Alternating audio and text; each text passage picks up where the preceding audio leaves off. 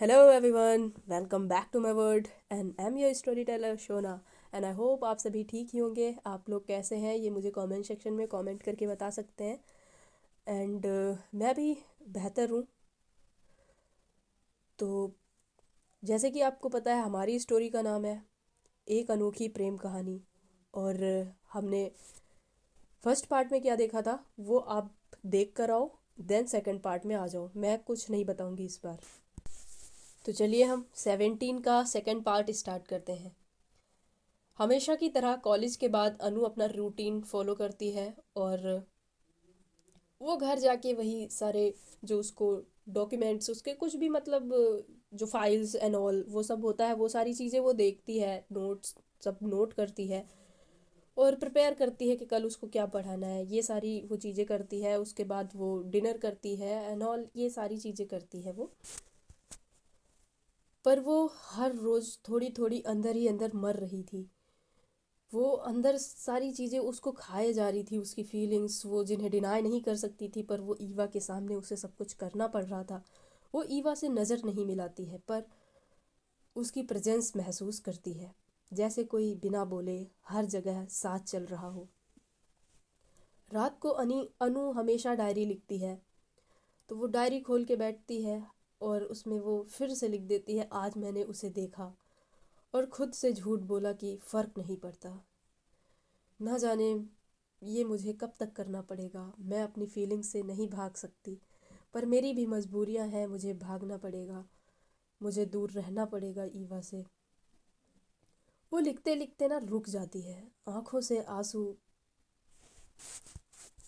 Diary पे गिर ही जाते हैं। वो कहते हैं ना कि हीलिंग ना कभी लाउड नहीं होती, वो लाउडली वो दिखती नहीं है, वो ना चुपचाप होती है। वैसे ही हमारी अनु अंदर ही अंदर हील तो हो रही थी पर वो अंदर ही अंदर मर भी रही थी। हमारी ईवा बिल्कुल ही शांत थी। ईवा एकदम चेंज हो जाती है, पर वो ना ड्रामेटिक नहीं होती है भाई, वो ड्रामे नहीं करती है। वो और ज़्यादा मैच्योर हो जाती है। वो सना को दोबारा मैसेज नहीं करती है, ना किसी और के साथ फ्लर्ट करती है, ना ही क्लब जाती है, ना ही वो रात को बाहर जाती है। वो उसने ना अपनी जो वो ड्राइव फास्ट करती थी वो सारी चीज़ें ना वो बंद कर देती है। वो एकदम चुपचाप घर में रहने लगती है, किसी से कोई मतलब नहीं, सिर्फ पढ़ाई। और अनु के लिए एक सेफ डिस्टेंस ये कह सकते हैं। वो अनु से बिल्कुल भी मतलब नहीं रख रही थी। जब अनु फिर एक दिन क्या होता है कॉलेज में, जब अनु सीढ़ियों से फिसलने वाली थी, कि वो फिसलते फिसलते बचती है ये कह सकते हैं, बिकॉज ईवा रिफ्लेक्स में आगे बढ़ती है, फिर खुद को वो रोक लेती है। बस पूछती है आर यू ओके। वो सब कुछ देखती है कि अनु मैडम क्या कर रही हैं, मिस प्रोफेसर क्या कर रही हैं, वो सारी चीज़ें नोटिस करती है, बट वो डिस्टर्ब नहीं करती है, कुछ भी नहीं बोलती है। वो बस अपने आप में ही रहने लगती है, जैसे जैसे अंदर ही अंदर उसको भी कुछ खा गया हो, पर एक उम्मीद, एक इंतज़ार उसे हमेशा ही रहता है। और फिर और जब अनु सिर्फ बोलती है कर देती है, तो ईवा वहाँ से चली जाती है भाई। और वो क्या करे, मतलब उसका वहाँ पे रुकना ना रुकना वो बराबर ही है, बिकॉज अनु तो अपनी फीलिंग से डिनाई कर रही है, तो ईवा रुक के वहाँ क्या करेगी, मतलब अपना मजाक तो नहीं बनाएगी वो बंदी। इसीलिए वो चली जाती है। स्ट्रांग रहना कभी कभी पीछे पीछे हटना होता है, ऐसा कह सकते हैं। कभी कभी ना हमें हटना पड़ता है खुद को स्ट्रांग बनाने के लिए पीछे, तो वही था। और कहीं ना कहीं फिर से पास आने का डर भी था। फिर क्लासेस ख़त्म हो जाती हैं, फिर एक शाम ऐसी आती है। एक दिन ना कॉलेज की लाइब्रेरी ऑलमोस्ट वो खाली पड़ी थी, खाली होती है। अनु बुक शेल्फ के पास होती है, जब अचानक लाइट चली जाती है। ईवा रिफ्लेक्स में बोल पड़ती है, अनु। नाम सुनकर अनु का दिल जोर से धड़कता है, धड़कने लगता है, हार्ट बीट उसकी बहुत ज़्यादा तेज़ हो जाती है। वो मुड़ती है, पहली बार बिना गुस्सा, बिना मास्क, ये सारी चीज़ें किए हुए वो तुरंत,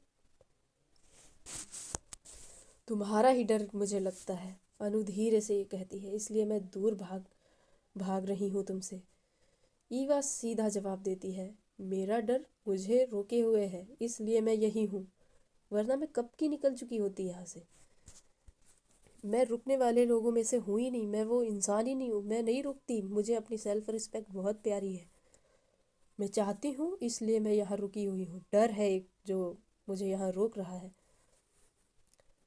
भाई वो एकदम सीधा बोल देती है और ये अनु ना एकदम चुप हो जाती है। अनु क्या, ईवा भी चुप ही हो जाती है, इतना करीब पर बीच में अभी भी उनके जख्म थे। ऐसे ही दिन बीतते रहते हैं। अनुप्रिया ना ही उसको ट्यूशन देती है और ना ही ईवा कहती है, वो कहती है ठीक है, खुद से बोलती है ठीक है, उसको ब्रेक चाहिए, ओके। फिर ऐसे ही एक दिन कॉलेज में एक फंक्शन होता है, मीडिया होती है, बहुत सारे गेस्ट होते हैं, बहुत सारी फोटोज क्लिक हो रही थी वहाँ पे। फिर एक रिपोर्टर ना ईवा से पूछ लेती है, is it true you are involve with professor Anupriya? Hall में एकदम शोर मच जाता है भाई, सभी चिल्ला पड़ते हैं, अनु फ्रीज हो जाती है। ईवा को एक सेकंड भी नहीं लगता है, वो बिना सोचे ही बोल देती है नो। एक सेकंड या 2 सेकंड वो कुछ सोचती ही नहीं भाई, बस वो मना कर देती है नहीं। अनु ईवा की तरफ देखती है, आंखों में सवाल। इवेंट के बाद अनु ईवा को कॉर्नर में रोकती है, क्यों मना किया? आवाज़ कांप रही थी इस वक्त अनुप्रिया मैडम की। आज ईवा आंखों में आंखें डाल कर कहती है, क्योंकि तुम्हारी इज्जत तुम्हारी मर्जी से ज़्यादा इम्पोर्टेंट है और तुम्हारी इज्जत मेरी इज्जत है, समझ आया? पर सच अनु बोलना चाहती है। सच तब बोलूँगी, ईवा सॉफ्टली कहती है, बहुत प्यार से वो बोलती है कि मैं सच तब बोलूँगी जब तुम खुद बोल पाओ। तुम खुद तो एक्सेप्ट करो पहले अपना सच, जो तुम डिनाई कर रही हो अपनी फीलिंग से, वो पहले खुद एक्सेप्ट करो, खुद बोल पाओ, देन मैं बोलूँगी। भाई फिर क्या अनु मैडम समझ जाती हैं कि प्यार मतलब पोजीशन नहीं होता यार, प्यार मतलब प्रोटेक्शन भी होता है, प्यार का मतलब ही प्रोटेक्शन होता है। उस रात अनु ईवा को मैसेज करती है, पहली बार था कि मिस प्रोफेसर ने ईवा को मैसेज किया था और उसमें लिखा था कल coffee question mark. Eva screen को देखकर पहली बार रो पड़ती है। वो पहला दिन था जिस दिन ईवा किसी के लिए, मतलब बहुत वक्त के बाद वो किसी के लिए रोई थी, वो थी अनुप्रिया। बस वो रिप्लाई करती है नो।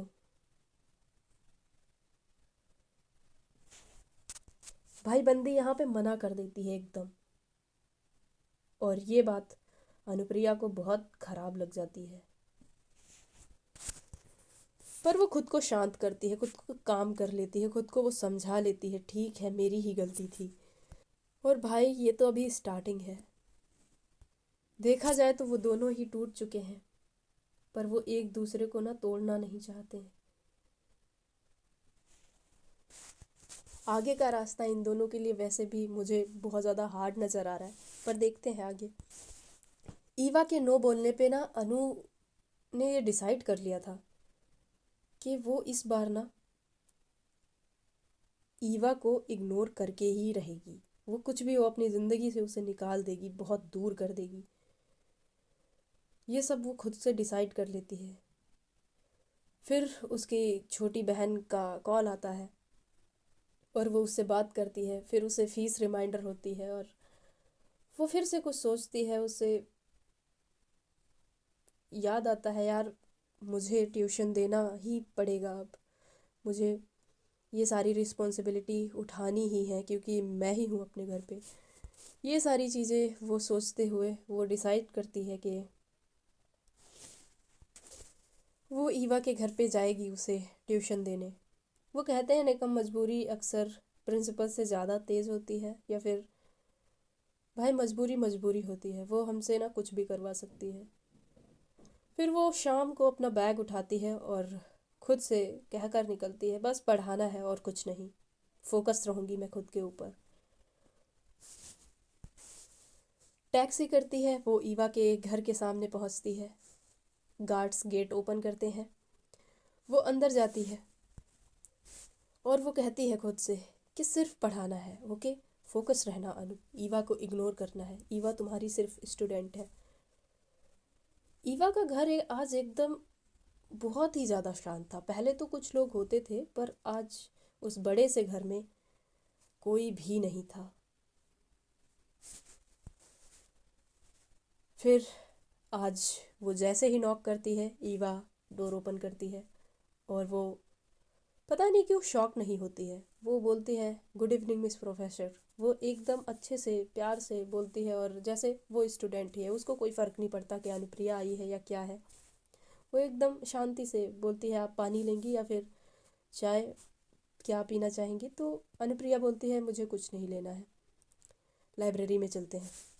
ये दोनों लाइब्रेरी में चले जाते हैं। वहाँ वही वुडन सेल्फ्स, एकदम खूबसूरत सी लाइब्रेरी, सॉफ्ट लाइट्स, और ईवा के घर पे बर्ड्स थी। उन बर्ड्स की आवाज़, काफ़ी शांति में बनी हुई थी वो लाइब्रेरी। ईवा नोटबुक खोलती है, पर नज़र बार बार अनु के चेहरे पर चली जाती है। वो फोकस तो करती है, पर वो कर नहीं पा रही थी। फोकस करो अनु, थोड़ा सख्ती से बोल ही देती है, बहुत स्ट्रिक्ट हो जाती है। अनु ऐसे प्रिटेंड कर रही थी जैसे कुछ हुआ ही नहीं है। वो सिर्फ मेरे लिए एक नॉर्मल सी स्टूडेंट है और मेरा ये काम है, मैं उसे पढ़ा रही हूँ। बस इनके बीच यही चल रहा था। ईवा हल्की सी मुस्कान, भाई स्माइल करती है वो, पर वो दबा लेती है, हाइड कर लेती है। कर रही हूँ इस फोकस मिस प्रोफेसर, ऐसे बोल देती है। बातें पढ़ाई से शुरू होती हैं, फिर उनकी बातें ना लाइफ पे आ जाती हैं। तुम हमेशा भाग क्यों जाती हो? ईवा धीरे से पूछती है। अनु बुक बंद करती है। तुम हमेशा पास क्यों आ जाती हो? हल्की सी बहस, न चीखना न रोना, कोई भी ड्रामा नहीं था। बस दो लोग जो एक दूसरे से हारते हुए फिर भी लड़ रहे हैं। वो लड़ते रहते हैं। फिर हमारी अनु मैडम जाने के लिए उठती हैं, तो हमारी ईवा बोल ही देती है आखिर कब तक खुद से भागती रहोगी तुम? अपनी फीलिंग्स से कब तक डिनाई करोगी? कभी तो रुकोगी ना तुम, और जब मैं तब तक तुम्हारा वेट करती रहूँगी। ऐसी वो बात कहती है। तब हमारी अनु मैडम बोलती है कि फीलिंग्स से तब भागा जाता है जब वहाँ पे फीलिंग्स होती हैं, और जहाँ पे फीलिंग्स ही नहीं है वहाँ पे भागना कैसा ईवा।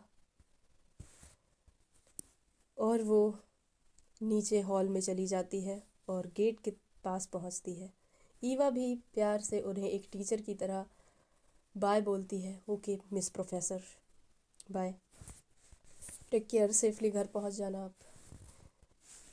पर जैसे ही अनु निकलती है ना, बारिश स्टार्ट हो जाती है। और बारिश अगर धीरे होती तो अनु चली भी जाती। वो धीमी बारिश नहीं थी, वो बहुत ही ज़्यादा तेज़, अचानक से सडनली बारिश होने लगती है। और जैसे ही बारिश शुरू होती है, अनु के सर पे बारिश नहीं गिरती, क्योंकि हमारी ईवा ने अम्ब्रेला लिया और पकड़ के खड़ी हो गई थी। वो बहुत ही प्यारा मोमेंट था। वो एक दूसरे को देख रही थी, उनकी आई कांटेक्ट होता है। ईवा कहती है कि चलिए मैं आपको गेट तक छोड़ देती हूँ। पर गेट के पास पहुँचते पहुँचते बारिश बारिश और भी ज़्यादा तेज़ हो जाती है। फिर वो दोनों एक दूसरे को देख रहे थे, वहीं पे रुक जाते हैं। एक पल ऐसा होता है, सिर्फ उनके सासू की ही आवाज़ें उन्हें आ रही थी। ईवा धीरे से कहती है तुम जब पास होती हो सब मुश्किल सा हो जाता है, और कभी कभी ऐसा लगता है कि सब कुछ आसान हो गया है।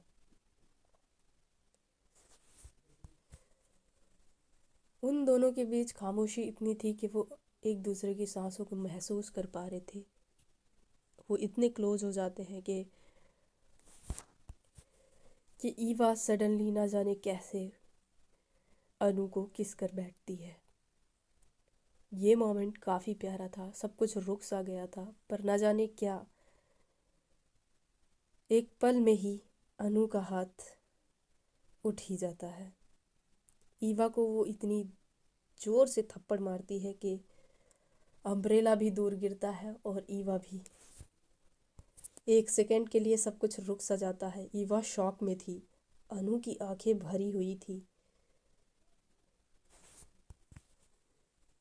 और अनु कांपती हुई आवाज़ में बोलती है, तुम्हें ये हक मैंने कभी नहीं दिया था और आगे भी मैं तुम्हें ये हक नहीं दूंगी।